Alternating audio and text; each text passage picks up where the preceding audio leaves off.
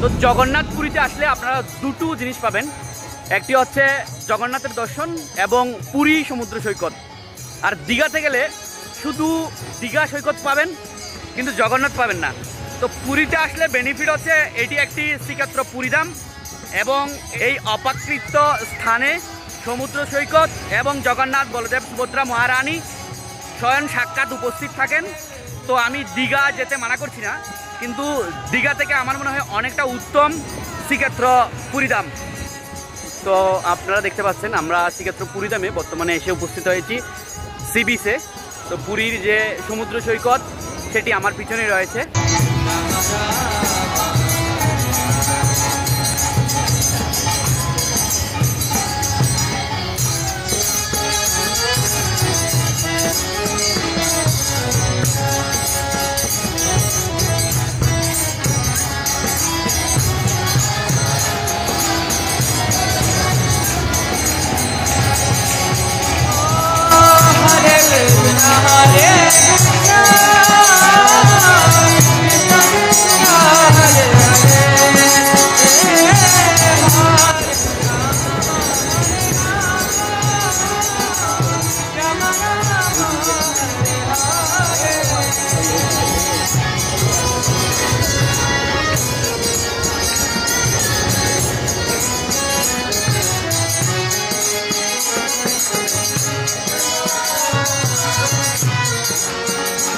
हरे कृष्णा हरि बोल